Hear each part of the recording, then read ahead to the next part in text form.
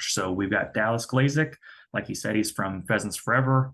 He's a precision ag specialist over there and a wildlife biologist. He wears a lot of hats. He's also farms in Ford County.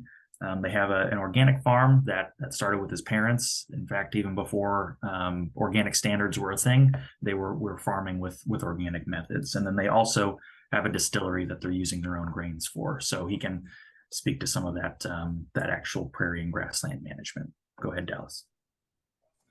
Yeah, thanks for having me. Actually, when you guys were going over, I was editing my little presentation here because I just pulled one that I had, but realized half of you guys have actually taught me some of the knowledge I have. So kind of interesting flipping that coin backwards. But so I do have a little bit of a presentation. I'm going to jump through pieces of it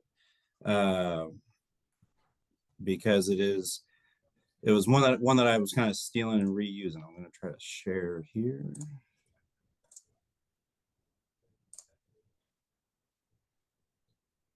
Start.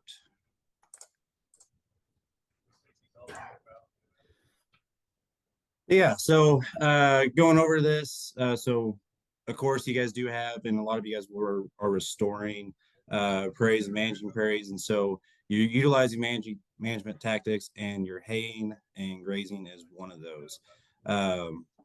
I do got quite a bit of experience within the hay and grazing. Leans a little bit more towards hay when it comes to, or grazing when it comes to the conservation lands. We actually utilize native vegetation for our cattle pastures and do rotational management. Even to the point where we were taking pH strips of cattle's urine in order to determine when to properly move them. So if the urine was more acidic, you knew that they were eating more tops part of the plants, more carbohydrates, and you're getting a lot of fat development on that cattle. However, if it is more alkaline, that means they're eating more legumes, more proteins, more of the bottom parts of the plant.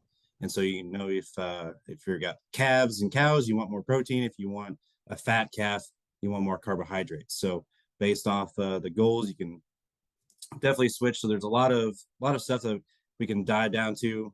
Justin has a lot of good talks, so I was going to keep mine pretty brief and kind of go over just some of grassland management. So the whole point is you are trying to control the plant community succession.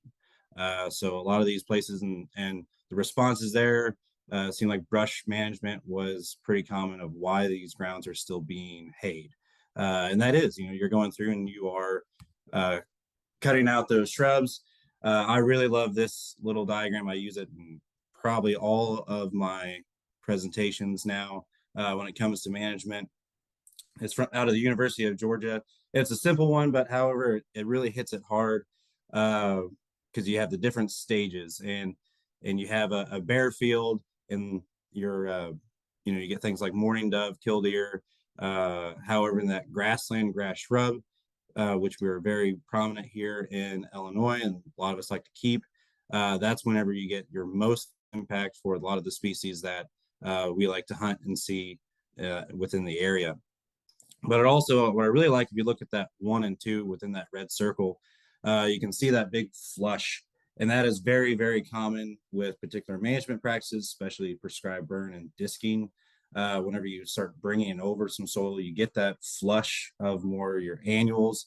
And then as that 2 to 3 years, whenever you get development of more perennial plants. And so you'll see that big flush of weeds, and then your natives start taking over. Then eventually in that 3 to 20 year period, that's when you get more of your shrubs coming in. And that's what a lot of people don't like. So that's why we end up bringing up management. And as well for there's different times a year that can be stimulated certain types of plants. So like doing prescribed burn in August, September is going to be used to kill sprouts and stimulate flowers. I would say fall flowers. However, within more your springtime, which most people do, a lot of their management is coming out of in the springtime. That's whenever you're going to stimulate your grasses. And a lot of the times that is not the goal for the wildlife purpose. So one that I've started really getting into both on my farm And I've noticed when it comes to the livestock that follows it very well is using more of the Farmer's Almanac and planning out management activities based off of this. So we've noticed and seen great results within pigs for castration. If we castrate within uh, a moon phase that is, you always hear like the weaning and wailing moon. If you castrate on a wailing moon, uh, that that livestock is going to be harder to grow. It's going to be a lot harder um, to bounce back from that traumatic experience. And we've seen the same thing when it comes to seeding into our small grains more so than crops. So like if we go through a pasture and we're going to reseed clover, we will plan based off this. So the frost seeding seemed to be pretty impactful whenever the seeds are just sitting on top of the ground, exposed to the environment. So we've started integrating more management by the moon, started doing more prairie-based management with this as well, with prescribed burns, and the ones that you can bring in on like the barren periods, best for killing plants. So if you do a burn or you were to plant a hayne during that event, it's going to have an impact of keeping the goal was cottonwood sprouts, and the ones that hit during those barren times seem to have a better result of those cottonwood sprouts not forming back up. Whereas the ones that are just tossed out there willy-nilly always seem to fight them just a little bit longer. So definitely take that in consideration whenever planning. So I saw on it that there was a lot of delayed haying, and this can be something tossed in there as well. That some people think it's still wacky, but it's been working here in East Central Illinois. Just a picture here. So this is of a native prairie stand that you see whenever they hit over that year 3, year 5, a lot of warm season grasses. You're really degrading your wildlife habitat because you're making it too thick. So by coming in and removing that residue with haying and grazing can really, really impact that. So this is what that same site after a prescribed burn, how you get that bare soil again. You're setting that succession back and able to jump in with more forbs and less grass competition. As Aldo Leopold said, there's the axe to plow match or axe cow match and plow. I am cutting this presentation short, so we're not going to be going over like the interseeding and spraying because I know there's a lot of you on here that are familiar with those already. Prescribed burn is by far my favorite, and as well as for grazable areas can be really beneficial in stimulating those grasses if done in the springtime. Disking is another one that would be pretty easily and readily available for you. I know it is common here to still have disking for CRP management, just because a lot of tractors or a lot of farmers still have a tractor. A lot of farmers still have access to a disc. The same reason why a lot of them still want to go out and mow. So they want to set back the succession. They just want to make it the easiest, most convenient way. And using your mechanical removal is the easiest, most convenient, but not always the best. So with disking, I've noticed whenever you turn over that sod, you're going to be exposing more of your annual weed seed bank. And so you got a weed flush. Again, back towards that little chart from Georgia. That's what you see. You have that bare soil and then immediately a weed flush, and then the perennials come back in.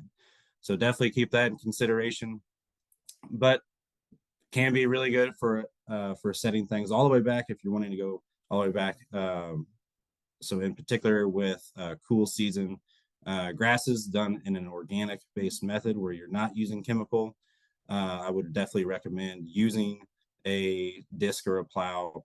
I've actually plowed up some brome grass before on my organic farm to install our prairie strips, and it does work really well at completely resetting that system. So if you're turning it over, you're smashing down that thick vegetation, and then you can come in and interseed some good natives, and they respond pretty well. Just when it comes to disking and the more manual management, what you're really looking for is the depth. So if you go at that 4 inches or deeper, that's whenever you are coming in there to plow, unless that is your goal. you're just going to be creating more of a weedy mess with that management. But then as well, for wildlife being the main goal of the area, disc within strips or blocks, covering about a third to half of the acreage is best. That way you're not just completely nuking a site, since a lot of these birds and stuff, they can only move so far so fast. And as well, they always want to come back. Wade Lewis out of the DNR here in Gibson, he saw that pheasants would hang around for 2 to 3 days after a site was managed. So even if a prescribed burn, he said that they'll just clump around whatever grass is sitting there. And then for 2 or 3 days, they're just hanging out in a burnt area. And then same with the haying and grazing, is definitely know what your weed composition is there. So when it comes to disking, and as well as some of the other weed species that are more introduced, these management practices can stimulate them. So I have this one here for disking because thistle or Canada thistle and reed canary grass both have rhizomes to spread. So if you go in there and you slice up that rhizome, now you just turn that one plant into 5 plants, and you're spreading your problem. Just a photo here. So this was a site that was disked and stripped. So you can see the strips going through there, and is still leaving those blocks of that grass. And so they're setting them back. They're disking, and then with the intent of exposing some soil to get more forbs, and as well as knock down some trees. And this is that following summer. So you can see those strips. They're going to be blooming in yellow because you are exposing more of that soil and allowing the forbs to start blooming and choking out those grasses. But our main topic today is going to be over that hay management. So that's why I'm going to be jumping into here. My experience has mainly been with grazing when it comes to grassland management with a wildlife focus, just because the livestock seem to be a little more easier on that site and less intrusive. And haying tends to be done wrong time, wrong rate, all that whenever wildlife is that main focus. So as mentioned earlier, cattle, they like to target grasses. So utilizing that particular animal species can really change what is being consumed. So cattle, in your large ruminants, they're going to be going over grasses.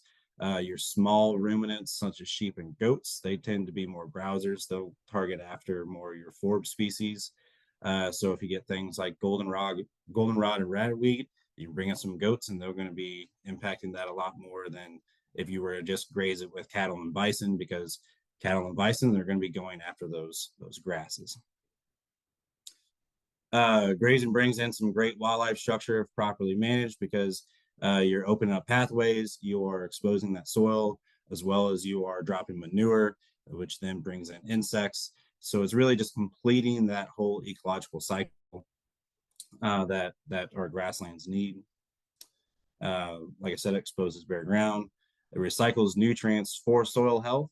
So I saw in there that a lot of people are not adding fertilizer and stuff to their hay and grazing lands. So if by utilizing livestock, you can actually kick that down the road. You're not having to bring in that fertilizer on a more annual basis. You're still removing nutrients, and so it's still going to be degrading the site over time. But you can definitely kick the rock down the road. And then for if biomass is the main goal, definitely look at utilizing both cool and warm season mixes, because that way you can actually hit your early spring whenever the warm seasons are starting to come out of the ground. You don't want to overgraze them or hit them hard.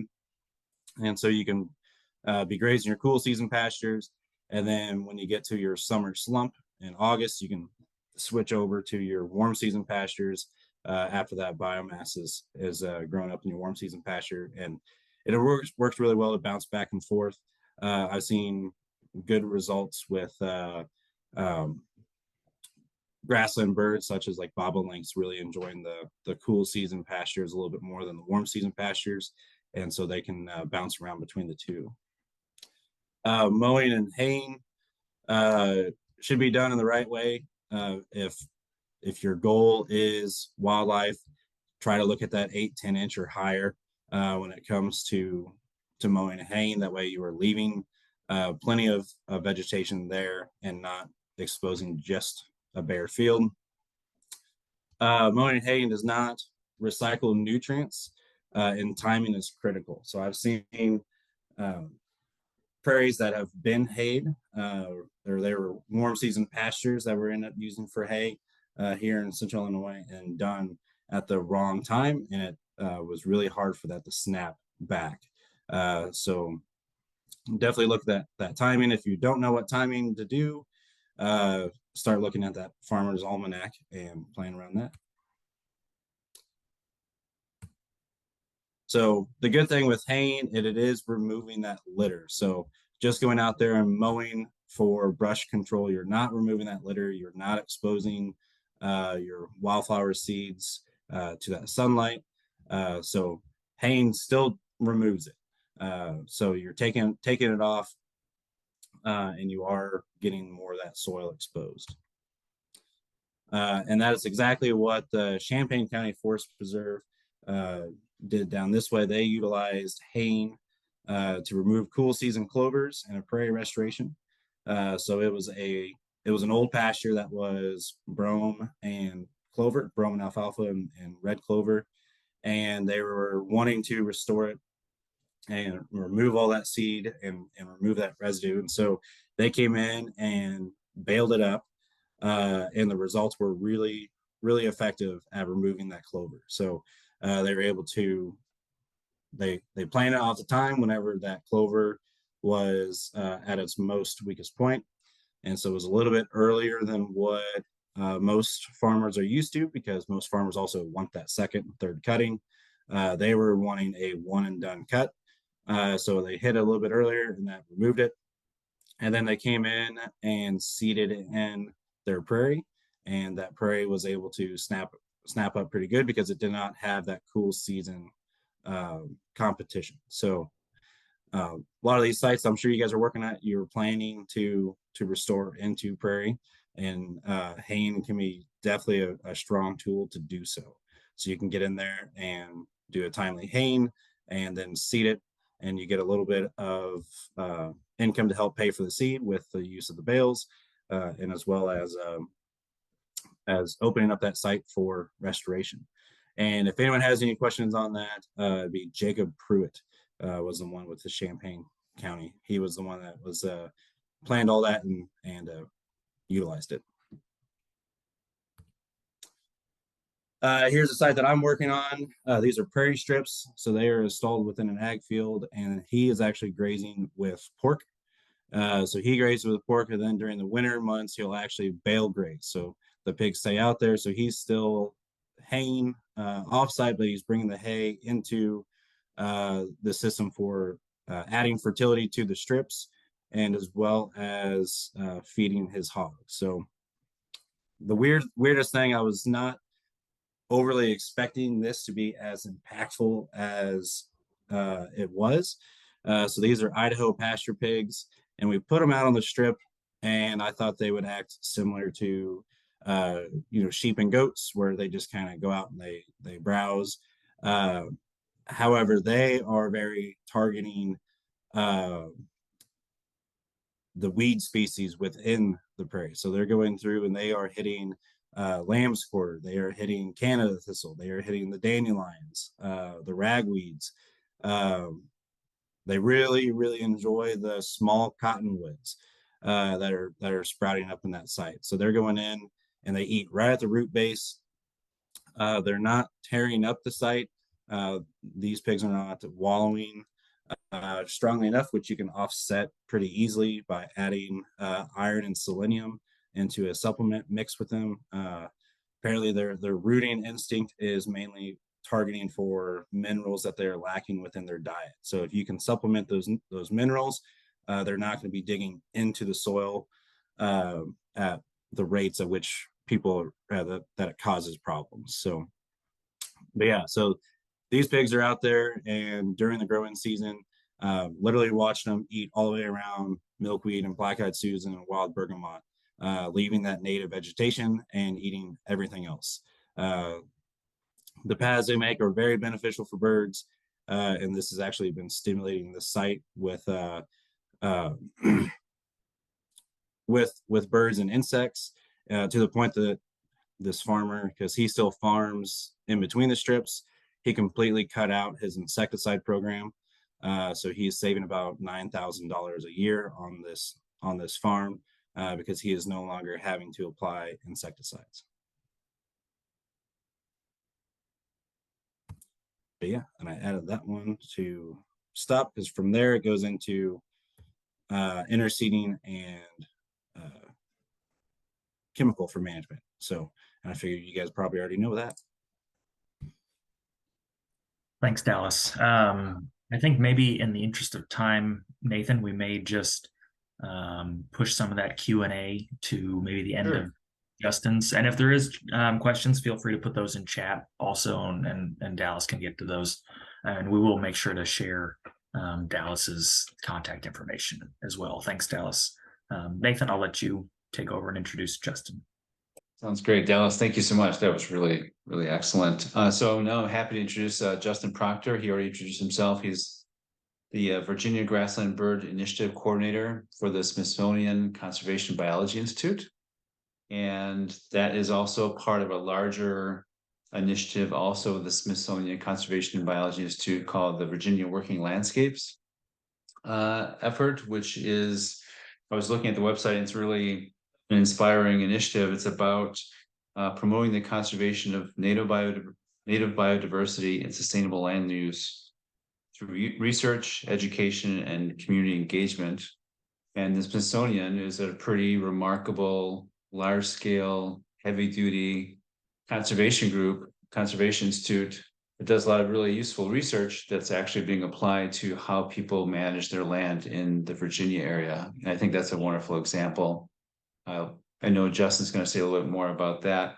I also want to just highlight that Justin comes to this conversation with a really interesting background. He grew up on a hay and cattle farm in New York, and he's also spent a lot of time doing bird research around the world, including the Caribbean, which is really interesting.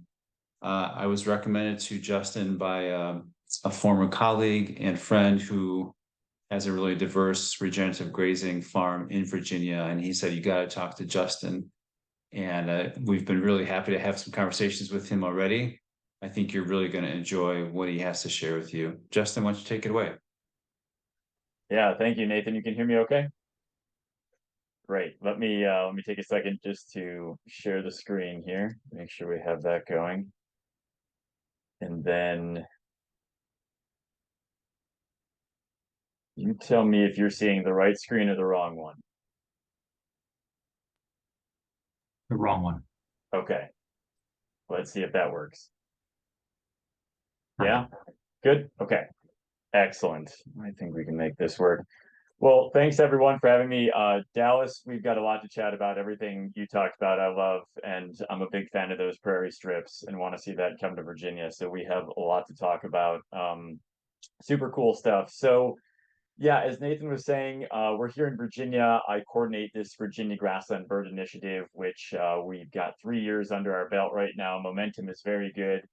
And this is a project within the Smithsonian under the Greater Virginia Working Landscapes Program, which, as Nathan was saying, our big goal is to build back biodiversity on working farms. So we spend all of our time out on landscapes, whether it's a 20-acre farm or a 500-acre farm, trying to build back native biodiversity, whether that's soils, plants, birds, pollinators, and then I really attack it from the bird angle. So let's dig into it.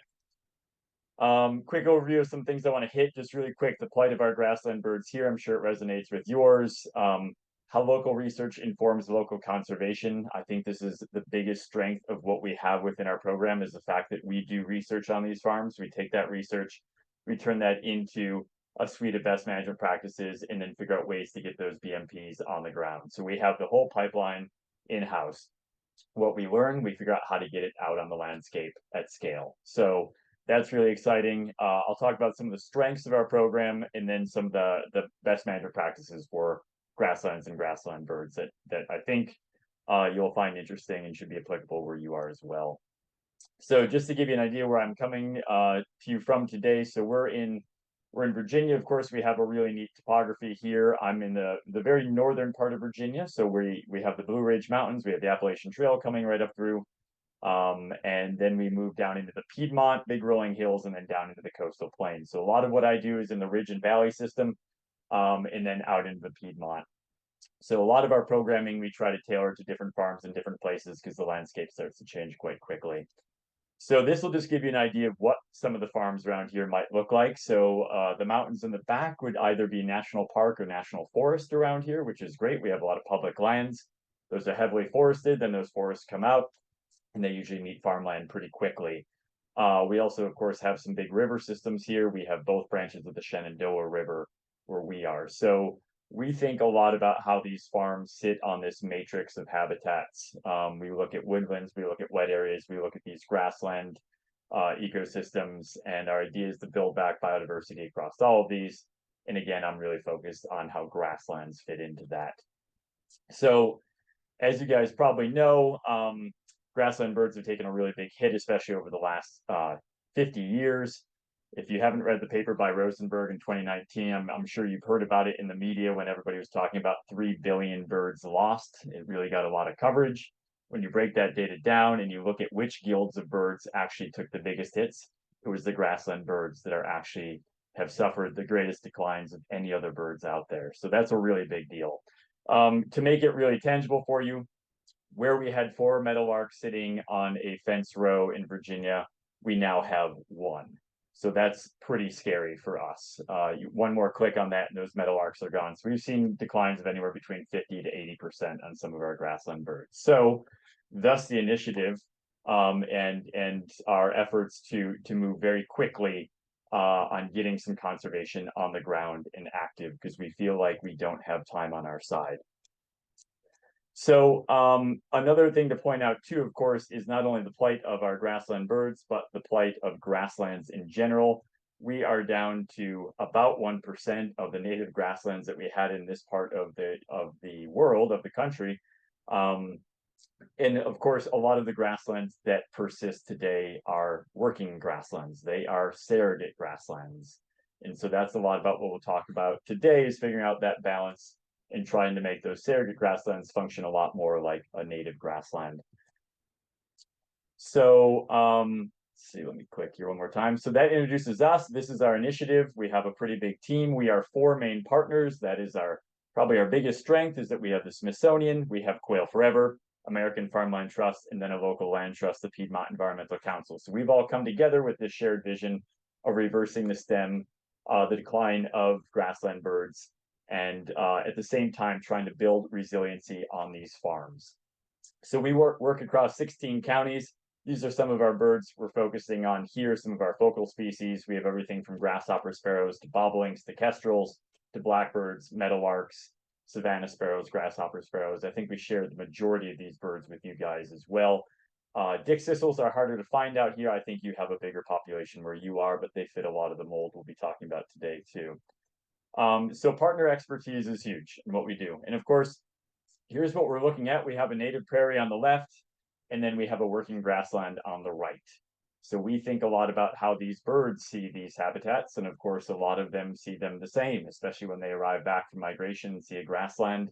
They enter those grasses, they begin to build a nest, they lay eggs and start to have chicks. And then of course, the big difference between the photo on the left and the one on the right is the grassland on the right is going to be worked somehow, whether that's cattle, whether it's hay, what have you. So trying to figure out compromise between farm production goals and native grassland needs is very much where we put ourselves in that equation. And we want to make sure that anything we're doing, of course, is vetted by our farmer community, and it's something that is not going to lose farmers money. We want to make sure that any recommendations we have work for farmers, otherwise they won't be adopted and they won't be used in perpetuity.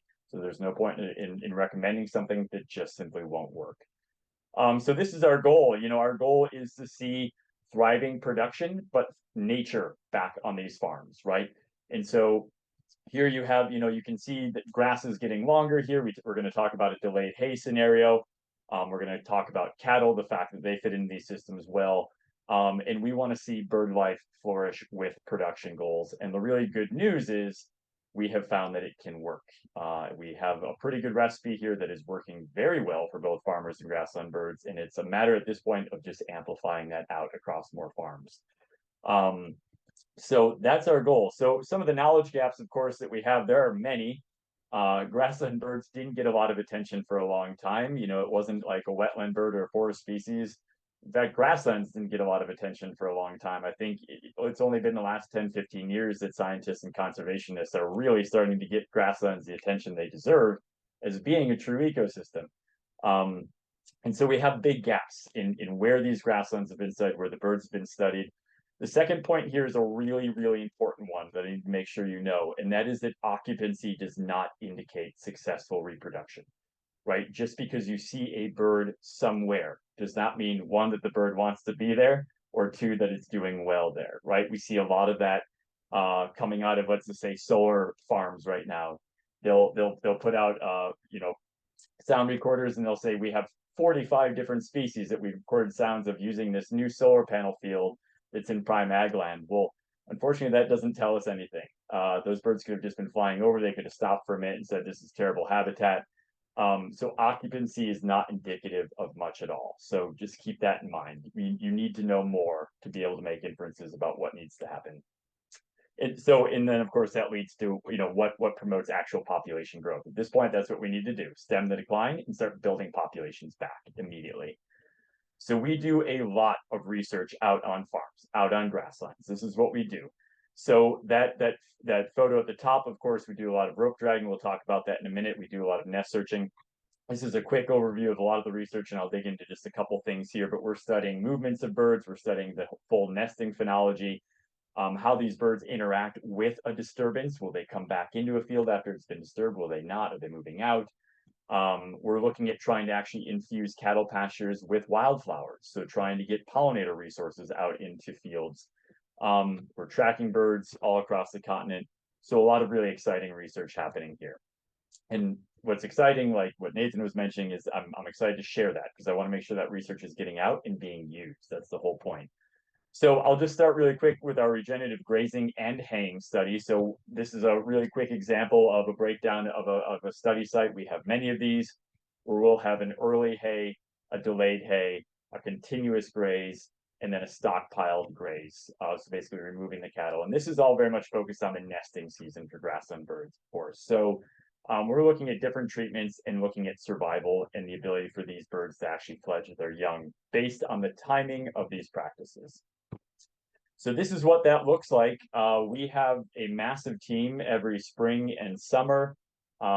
We have a dozen staff, and then we have about 60 different citizen scientists that come out to help us. We walk a lot of fields. We flush a lot of birds. We find as many nests as we possibly can. Of course, you need to really find those nests to learn what's happening with the phenology of these birds. So a lot of time is spent doing exactly this. Which gives us a lot of really cool data that nobody else is able to get because of the amount of time it takes to get this data. So I'll just give you an example. Over the last 3 years, we've monitored over 550 bird territories, which is a lot, and over 450 nests. So if you've ever gone searching for a meadowlark nest or grasshopper sparrow nest, you'll know it's nearly impossible to find sometimes. So these numbers are high. And what we find, without going too deep into the data itself, is that a summer stockpiling and delayed hay harvesting support birds the best.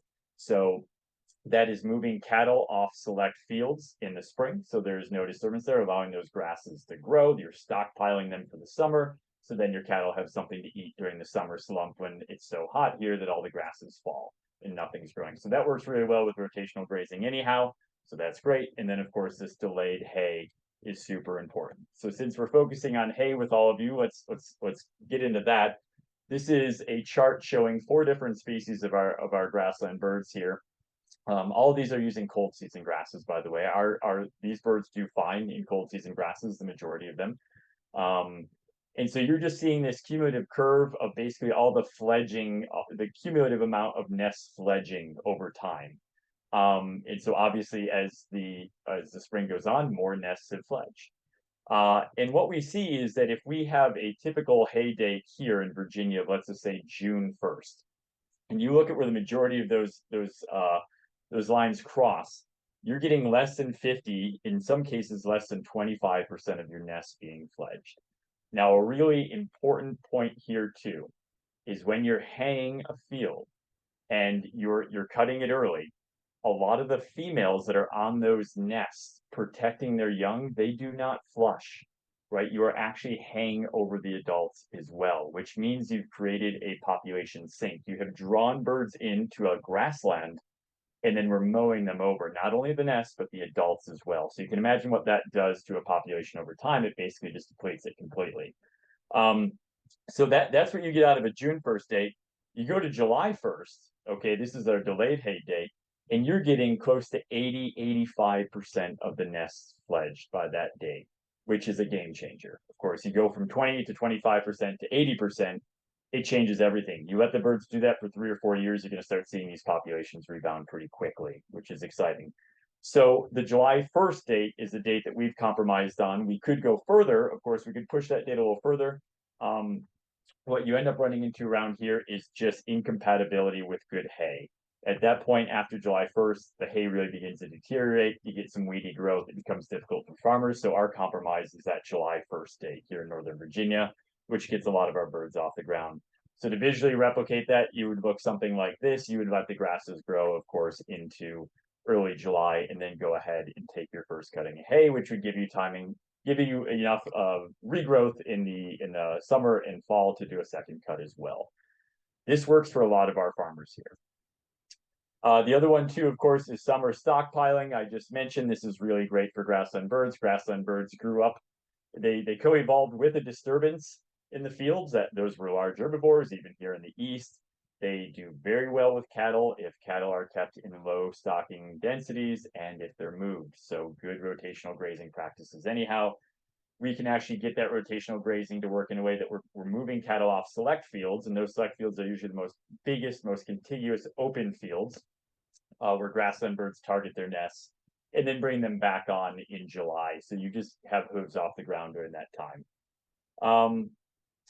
So a couple things to mention here that's been very successful for us, something that maybe your group wants to consider. We have our own in-house money we win through grants to create an incentives program where we can actually pay farmers to try out either of these practices that we just mentioned that we know work for grassland birds, to try them out. We can pay $35 an acre, which is a very fair price here, and say, just try this. Try delaying your hay, try stockpiling your pastures in these select fields, see if it works. We offset that perceived financial risk of change, and then we just ask if it worked for you, if the hay was still good enough quality, if the cattle were well fed, if that all worked, just run with it in perpetuity. So this is kind of a grease the wheels of change program, which is really exciting. The really great news is in 2 years, we've been able to get over 5,500 acres enrolled in these programs. The majority of the farmers which are sticking with it in perpetuity without a payment, which is a lot of land, a lot of nests. You figure how many nests you just get per acre in general. So this is really, really exciting. The other part about that I think is you guys really need to think about where you are is what government cost share programs could also tie into this. So what we ended up doing here was working with the USDA's NRCS programs to actually incorporate our data into the state's data and activate a cost share EQIP 511 here that would pay farmers to do the exact same thing our incentives program was just doing, but in a 3, a 5-year contract, etc. So if folks use our program and they say, I'm still taking a financial hit, we can now send them to NRCS where they can get additional financial assistance and technical assistance for keeping these practices going. The EQIP 511 was not even activated in our state. We teamed up with NRCS to actually dig in, see what was going on, activate the program, modify the dates. It's something that you all might want to think about too. I saw on that the Google form that you guys all filled out that August 1st date. I've given you a July 1st date for Virginia for being a delayed harvest. The question you want to ask is that August 1st date, where are those dates coming from? Is that based on research? Does that work for farmers? Will it work for your hay? Is that too late? This practice, when we first tried to activate it, had a default setting of August 1st here. Nobody ever would have applied for this program here if you had to delay your hay till August 1st. It just simply would not work for most farmers. It's too weedy growth. You get a lot of lodging in your grasses by that time. It's a nightmare. So adoption just would never happen. So we backed that date off to July 1st, which our research could show was a functional date for grassland birds. It was a game changer, but also works better for the farmers. So finding that compromise date, I think, is super important. We might not get 100% of the birds off the landscape, but 80% is really good. So thinking about teaming up with NRCS or even Soil and Water have some really good programs out this way to look at cost share to help farmers out longer term. So again, I just wanted that whole example of those two practices, which are two biggest and best for grassland birds for sure, have been very successful because we're taking local research in informing local conservation. So our farmers out here, as much as they're interested in getting maybe some advice from what's happening in California, or let's just say Iowa or whatever it happens to be, they really want to know what works here in Virginia. That local feeling to research and then the local conservation focused here in Virginia has been what's really moved the conservation needle for us, because it's applicable, it's relevant, it's happening right in their backyard. So our research is happening on your neighbor's farmland. It's all here, it's all visible, which means interest is high. Our outreach ability with these programs is very successful. So I can't stress that enough. So a couple other quick studies just to run you through quickly so you know what we're up to that has also helped inform a lot of this research. We tag a lot of birds. We try to figure out where they're going. So we look at migration. These are really cool projects. We use MODIS tags. We use GPS trackers. We're basically trying to get a better idea of when are these birds actually here using our fields. So for example, we see meadowlarks here year round. But are they the same meadowlarks, or is it a population coming from the north in the winter that's shifting down, and our population, our breeding population, is shifting south as well? And they're just always meadowlarks here, but it's different populations. So we're looking at things like that across 7 or 8 different species right now to try to figure out when are these birds here, when do they need this habitat? So what's really neat here is Virginia meadowlarks are both residents and short distance migrants. What's interesting about migration in general, you'll start seeing these patterns that these more northern breeders, up by the Canadian line, are actually migrating further. They're leapfrogging over top of birds that are kind of in this middle. So in the mid-Atlantic region here, our birds don't move much. You have these leapfrogging birds that go farther migrations.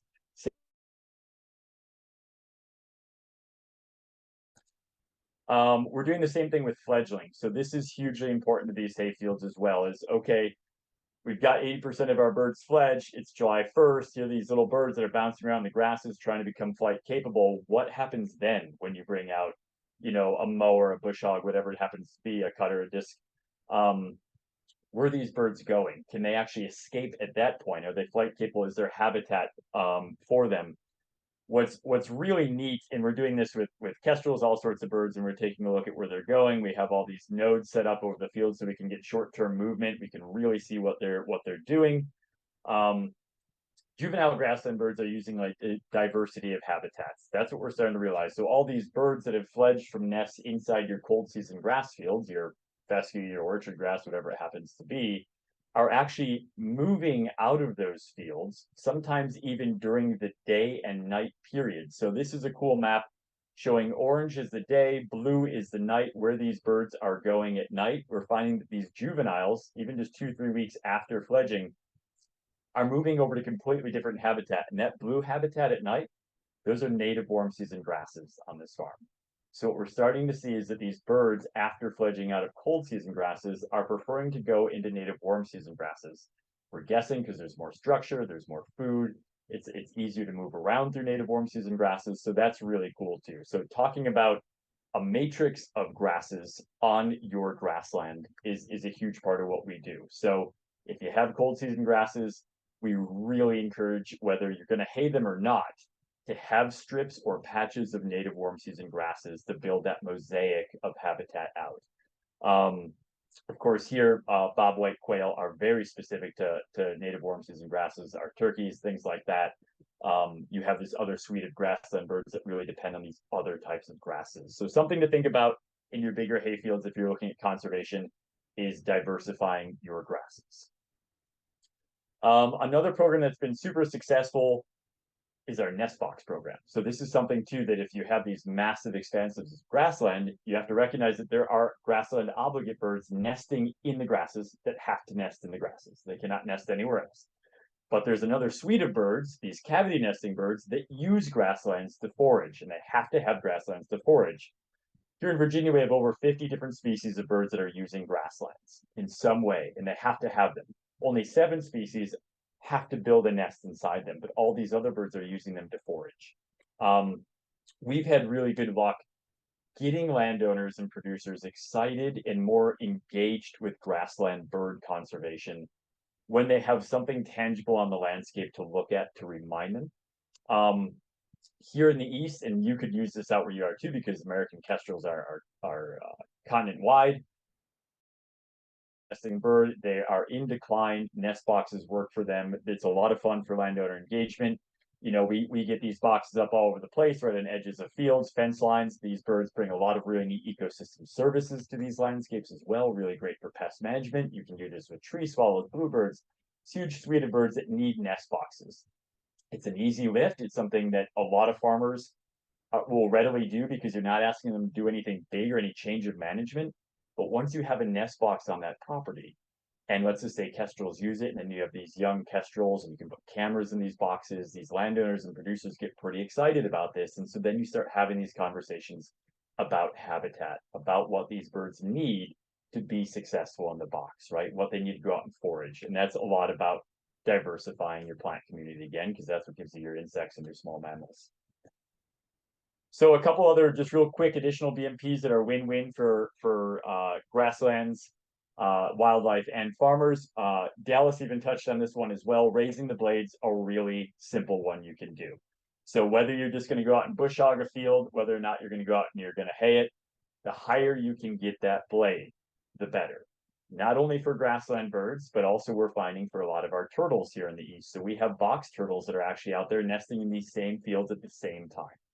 I can't tell you the amount of times we've come out into a field after it's been hayed and found a bunch of turtles scalped, which didn't need to happen. They would have survived. They would have laid. They would have laid their eggs had that blade been 2 or 3 inches higher. So there's a slight loss in hay here, of course, because you're taking a little bit off, but there's a lot of perks with leaving a little bit higher grasses on the landscape. Easier airflow, quicker drying time, and faster regrowth too. So there are advantages depending on what your goals are, and you can spare a lot of wildlife. And like I mentioned before, those adult female birds, when you're cutting the grasses, they hunker down over the nest. So rather than killing them, you're actually giving them the space to survive a hay cutting, especially if you have to hay earlier. So raising the blade is a game changer. A couple other things we talked about, that mosaic of habitats, thinking about your water, thinking about riparian buffers. When we come in, we do full kind of bird-friendly, holistic conservation on a landscape. What do we have? How can I use birds as a tool to teach about everything that's needed on this landscape in terms of conservation? So we think a lot about it beyond grassland birds as well. Of course, some of the biggest wins we have are integrating those native warm season grasses. Here in the East, the little blue stem is probably our favorite. Great structure, great for quail, incredible carbon sequestration, deep roots. They handle our droughts very well. We had a 2-month drought this year, the worst we've seen in over 100 years. Our native grasslands did great. Diversify that plant community and soften those field edges. So the last thing you want is a hayfield going right up against a forest, right? That edge habitat is what we need to bring back. And Dallas talked about this too. That's where the majority of life is going to be found, is in that edge habitat. They act as corridors around fields for wildlife movement. So those are generally difficult places to actually hay and grow grasses as well. They're slightly shaded. They can be more damp. Take, 10 meters out of production along field edges and put it into native warm season grasses or native flowering shrubs. That's usually a pretty easy sell. There are also cost share programs for that too. at the government level. So a lot of free money out there to do these kind of things.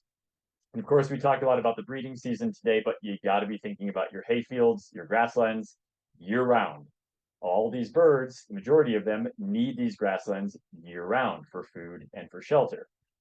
We also have a lot of birds that move in from the north in the winter, like short-eared owls and northern harriers that come down to specifically hunt and overwinter on our grasslands. So of course, a big part of that is also making sure you don't scalp these fields in October and November and not leave any cover out there for the winter, which of course is a bad practice. Of course, you want the grass to act as a cover crop in the winter. You want to make sure you're not getting erosion. So make sure the second cutting of hay or third or whatever you're trying to aim for is not scalping the field down to 2 inches right when the weather gets really cold, right? You need to have food and resources out there for these birds during a very hard time of the year. All right, so I'll pretty much wrap up with the last couple of things here. Flushing bar, this is something we're going to start experimenting with. This has been done in the past. It's being done now in certain places. We don't have much research on this, so I just want to float the idea because I think it's a really cool one. It's basically giving those birds that when you have to hay, an extra 2 or 3 seconds to flush, which can make all the difference because you're actually impacting them with some pieces of chain. So you're actually pushing the females off the nest in many cases.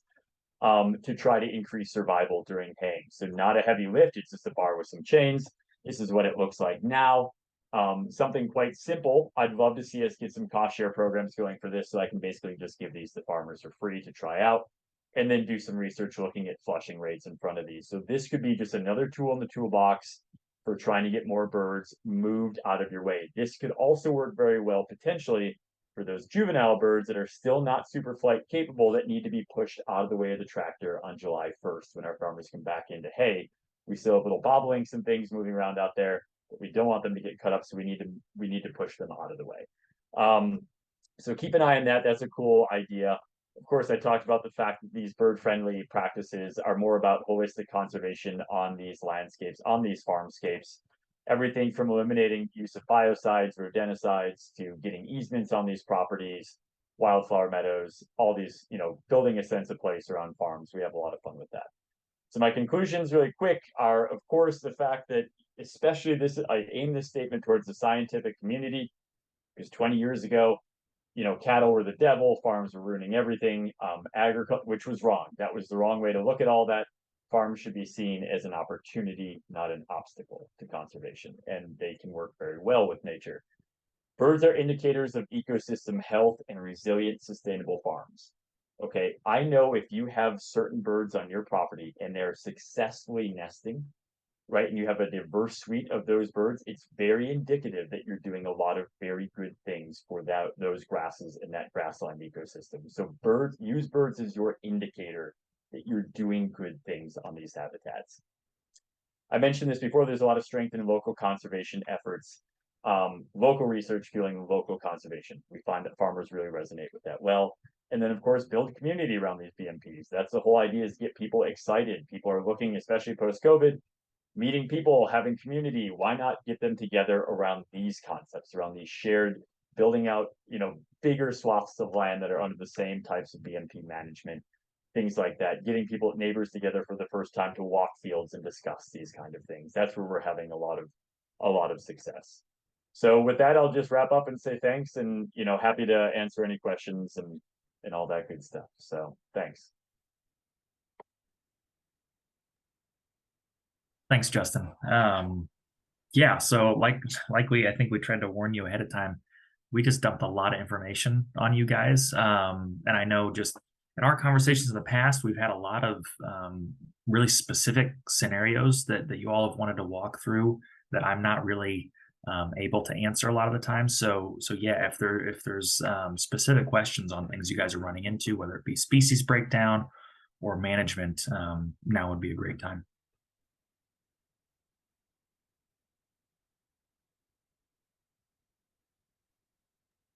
Justin, I had a quick question. So besides birds, with the timing of July 1st, is it beneficial for different insects, or is there timing, research done on, insect diversity with the specific timing? Yeah, are you specifically to hayfields? Yes, sir. Yeah.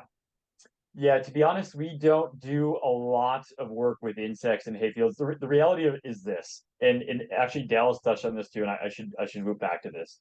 Um, any disturbance is going to come with death of something, right? You're going to be disturbing something, some community, whether it's the native plants are pushing back, whether it's the insect community, whether it's the bird community, something's going to take a hit anytime you disturb one of these fields. So the idea is to minimize disturbance. What we tend to do with that question, like insects, um, is exactly what Dallas said when he said manage these fields in patches. So if you have the option to leave refugia, to leave some of that uncut during that same time. So if you have a massive hayfield and you can break it up in even 2 or 3 patches and then just change the timing or the type of disturbance on each of those patches each year, right? So let's just say we're haying this section, then the birds can have a place to move for the next 2 weeks before we hay that section. Or the same with the insects, there'll be floral resources left on that next patch for them, right? If you just have one giant field and you just do one mass disturbance over it in one day, that's what has huge impact. And that's what has changed in the last 50 to 75 years with the modernization of farming equipment, is that those massive 200-acre fields used to take weeks to get through, right? And then there'd be all these scrubby areas left over. There'd be grasses regrowing behind you by the time you got all the way to the other side of the field. Now we do it in a couple hours because we can race over it at 20 miles an hour, right? So, and there's nothing left. So kind of mimicking the ways of old and just trying to take it slow or leave different patches available. I think that's a really, if you have that ability to do with haying, I think that's super important. Yeah. Justin, what's Yeah. your July 1st temperatures there in Virginia? Because I know Illinois is a pretty long state, and we actually debate quite often the primary nesting season of April 15th to August 1st, because I don't know a bird that just says, well, it's August 1st, time to stop and Right. get out of the way. So yeah, so we can kind of compare that to temperatures better. So what would be your July 1st temperatures? Yeah, and I think temperature, but also just, yeah, basically what the temperatures have been for several months, right? Has it been a good growing season? Have the birds arrived early and there hasn't been a drought? So yeah, we lay these calendar dates on top of real world, real world dates, natural dates, right? And that's the tricky part. You have to eventually come up with a calendar date, because every year changes so much. And so some years, yeah, with that July 1st date, our birds might be delayed that year because of something, and we might only get 60% off. And then the next year it might have been a really productive year and get 90. So as far as temperatures, June 1st is when it does start, that's when we say we start to turn on the second burner down here. It starts to get hotter. So we'll be up in the low 80s by then. In each of these birds, if I were to map out, the timing of these birds, they're not all at the same time when they're nesting, of course. Meadowlarks are arriving first, and they're sometimes on to a second clutch by the time July 1st hits, which is amazing. We can sometimes flush 2 clutches per meadowlark pair by that time, whereas something like bobolinks come in, and they're always late. They always just show up and hang out, and they nest much later. And so we have tried to take all those different little timelines and put them into as good of a slot as we possibly can. If you could picture like a green bar with a red arrow, red section in it, where is that red section where you can get the most of all these species fledged?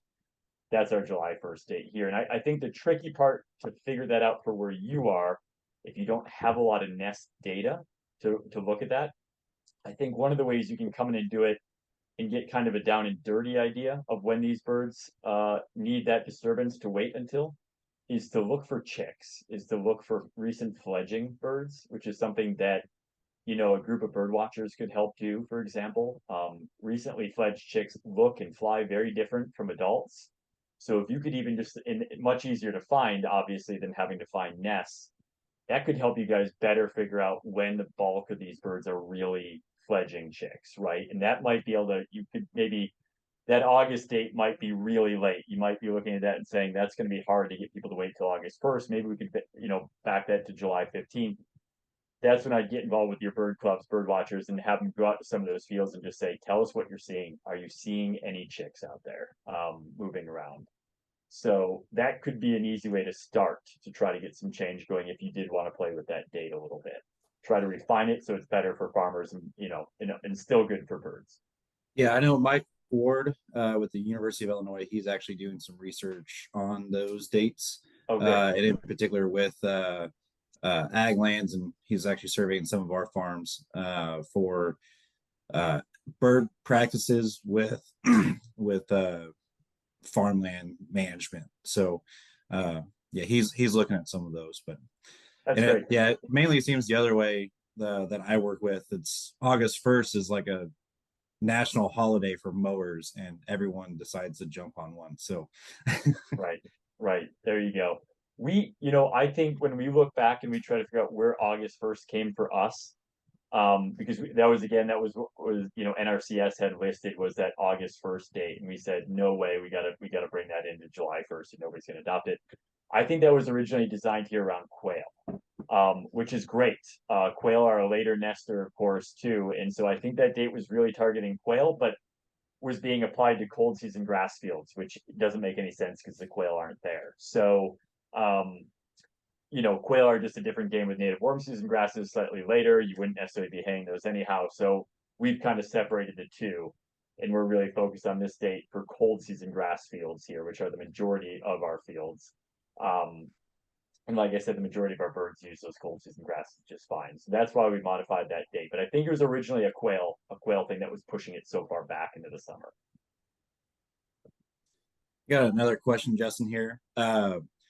With the back to the mosaic of structure and the fledglings going to the native warm season vegetation, is there a distance that you found? They won't go further than 200 yards from where they were nested.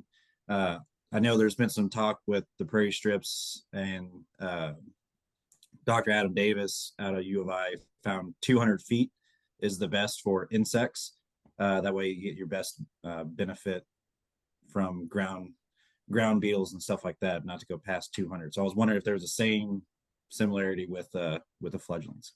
Yeah, I think you're very right. It's going to be close. Everything we're seeing is that it's got to be an adjacent-ish field. I think it's going to also be very much dependent on whether or not there's a big patch of forest there, right?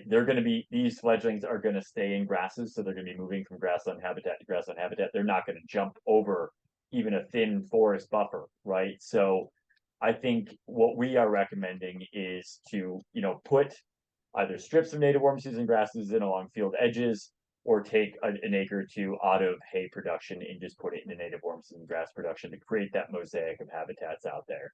And plus, it's going to leave cover on the ground during the summer, fall. Keep in mind also, I think I'm assuming it works the same way where you guys are, is that our native warm season grasses that flush up in the fall and now, they are the grass that leaves cover and food on the ground in the winter.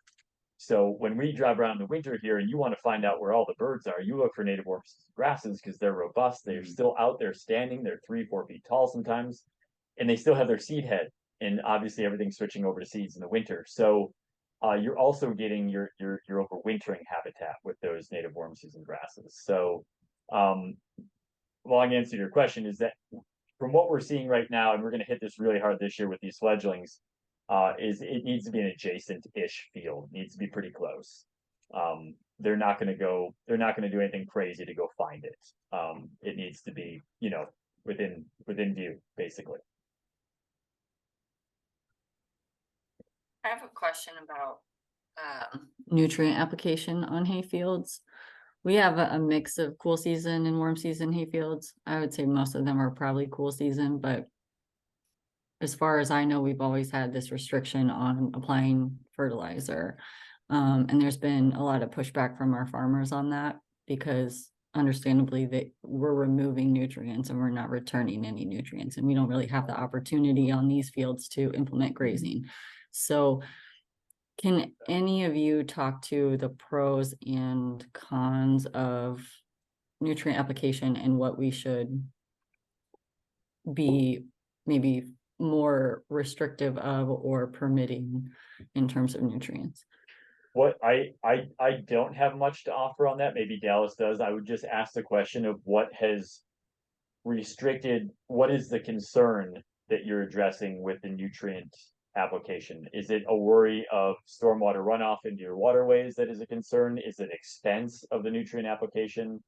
What has brought that to the forefront as being a concern? I guess I would just be curious. Yeah, I think my understanding is that the concern is for weed growth and supporting more of a weed bank, you know, from our perspective, not the farmer's perspective, and creating issues for management down the line, because ultimately these aren't going to be hayfields forever. We would like to transition them to a more natural habitat. So that's the reasoning I've been given, if that makes any sense. Yeah, I'll just say really quick, we don't have any restrictions on that with any of our programs currently, as far as folks doing, you know, our incentives program, delayed hay. We don't really touch that. We feel like we're up against enough trying to get that delay and all the little caveats that come with it. That yeah, not doing any sort of nutrient application might just push these people over to the no category completely. So, Right. but I'll let Dallas jump in if he's got anything about that. Yeah, I know we've taken some looks at it, and this is haying within our organic crop rotation, because we'll put a alfalfa, clover, and cool seed and grass mix down. We call it an idle or a fallow, and that is our fertility program for our organic corn crop. In the fields that do get hayed, with soil sampling, we find out they're about 75 to 150 pounds of nitrogen less than the ones that are just sat idle or grazed. So haying is extremely nutrient removing, because you are taking all that biomass and you are completely removing it out of the system. So if the goal would be to continue to hay it, I would definitely at least start with a soil sample to figure out where you're at and how much you need to add on. That way you're not adding excessive, so then you don't have that nutrient loss fear, anything added that. But I have seen sites that were intentionally baled and hayed for the purpose of restoration. So to degrade that site to where cool season vegetation no longer grows, and then you can come in with a warm season. They're a lot harder to start because there is that lower amount of nutrients within that soil. But if your goal is to eventually turn it over to a prairie, I don't see the issue of just raping it down to, to bare soil and go from there. So maybe it depends on the timeline of restoration. Yes. Yep. Got it. Yeah, I would say exactly what Dallas does is that if you're a hay farmer here, and you're going to be depleting, that wouldn't be your goal if you're going to continually hay, because you're going to find that quality of hay will probably go down. But if you are aiming for a change in your grassland community over time, and a lot of our warm season grasses here do really well or better in crappy soils, to be honest, right? So that's why they're used, for erosion and hillside erosion, things like that, because they do great in that kind of environment once you get them I think that's been the mindset. Yeah. Right. And you might also get them to express, if you have a native warm season grass bank out there, if you have a native seed bank to express, that's something we work with a lot of people here is, do you already have some of this native season in there? Some of that seed already there waiting to be expressed. So if you hit off those cold season grasses at the right time, obviously you're letting more light, more warmth get deeper in. You might get you might get those native warm seasons to express themselves better. Yeah, something to play with. Thank you. Yeah, thanks, guys. I think we are kind of running short on time here. I'm sure there's a lot more questions and things that we need to still get figured out, especially on the fertilizer side of things. So I think certainly an opportunity for us to follow up, but I'll go ahead and pass it off to Nathan so we can close out the meeting. Great. Thanks, Frank. And again, huge thanks to Dallas and Justin for joining us. I know in particular, Justin, you're onboarding a new staff person today, and stealing away for an hour is really a big deal. So we're so grateful to the work that both of you are doing to kind of spread practical knowledge about how farmers can do more conservation. So the next meeting is going to be, let's see here. I had it on my computer. Was it December? Can you remind me, Megan? I think December it was 5th. December. December 5th, 8:30. So that'll be, we rotate kind of meetings. That'll be more of an internal meeting where we're just going to share updates about what's happening in your system and your farmland management, things that are going well, things you're being challenged by, and we'll be sharing information that way. Since we're kind of running kind of short time, we won't have an open discussion now, but if you could email Megan, Frank, and I with any ideas for anybody who might want to do like a special little presentation about a feature of your work, whether it's your hay management, whether it's grazing or whatever else, something that other people might learn from, or you could even volunteer someone else that you really want to hear more from them about. I'm sure we could all volunteer Michelle for something about King County. And the other thing I want to do briefly, just again, I just put something in the chat, which is a website address. Some time ago, we put out a farmland management survey to a number of you, as well as some other entities or organizations in Wisconsin and Iowa. And we finally put all the survey data and interview summaries and some resource documents on a website that we thought would be easy to share, not only among us, this group, but also other organizations that are thinking about how they manage farmland. I will be sending an email out with that website and some more information, but I want to thank everyone who's been part of it, and I'm hoping it's going to be helpful. Frank and Megan, do you want to say anything else? So grateful that we've got a charter, we've got a roster, and especially we've got a name that's going to give us a little bit more respectability, continue to value everyone, and I hope this continues to be useful and practical to everyone. Frank and Megan, do you want to say anything else? No, I think December too, we can debrief more about the hayland management. Thanks, everybody. Frank, anything else? Nope, that sums it up. Thanks, everybody. We appreciate our speakers and all of you for participating. Excellent. Thanks, everyone. Have a great Thank day. you. Guys, Thank you. All right. Bye-bye. bye-bye.